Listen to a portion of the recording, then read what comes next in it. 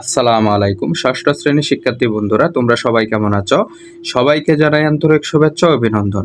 বন্ধুরা, তোমরা যারা বীজগণিতে একদম দুর্বল এবং তোমাদের ষষ্ঠ শ্রেণীতে বীজগণিত হলো প্রথম অঙ্ক, এই জন্য এখান থেকে ধারাবাহিকভাবে সবগুলো অঙ্ক সুশৃঙ্খলভাবে করানো হয়েছে।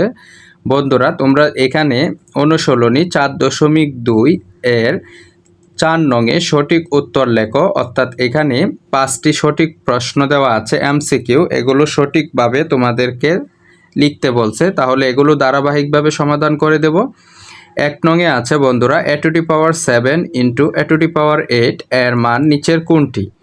এখানে যখন a⁷ ইন্টু a⁸ থাকবে, অর্থাৎ বেজ যখন সেম থাকবে, তখন তোমাদের একটি সূত্র হচ্ছে a⁴m into a⁴n equal a⁴m plus n, অর্থাৎ গুণের সময় পাওয়ারগুলো যোগ হবে। তাহলে আমরা যদি 7 আর 8 যোগ করি তাহলে হয় a⁻15।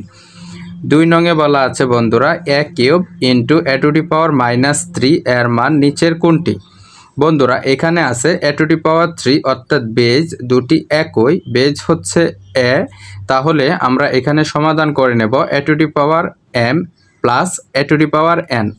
এখানে গুণের সময় পাওয়ারগুলো যোগ হয়, কিন্তু এখানে মাইনাস চিহ্ন আছে, সেজন্য এই পাওয়ারটাকে মাইনাস ব্র্যাকেট দিয়ে লিখতে হবে।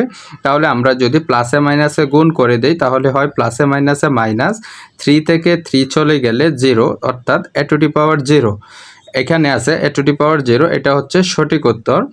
3 নংয়ে আছে বন্ধুরা 5x² ইন্টু 4x⁴ এর মান কোনটি?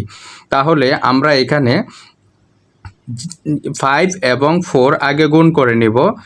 4 5 20, অর্থাৎ 220 পেয়ে গেলাম। তারপরে আছে বন্ধুরা বেজ সেম, তাহলে বেজ সেম হলে পাওয়ারগুলো যোগ হয়, 2 আর 4 যোগ করলে হয় 6, অর্থাৎ 20x⁴। তারপর বন্ধুরা 4 নংয়ে আছে x⁵ ইন্টু x⁴ এর x এর সূচক কত? x হচ্ছে এখানে বিতি, আর পাওয়ার হচ্ছে, অর্থাৎ সূচক হচ্ছে 5, এখানে x হচ্ছে বিতি এবং 4 হচ্ছে সূচক। তাহলে গুণ যেহেতু, আমরা এটা যোগ করে দিব, 4 এবং 5 যোগ করলে হয় 9। তাহলে এখানে যেহেতু x এর সূচক বের করতে বলা আছে, তাহলে x এর সূচক হবে 9। বন্ধুরা, এখানে 5 নংয়ে বলা আছে 5 ইন্টু a³ ইন্টু a⁵ এর সূচক কোনটি?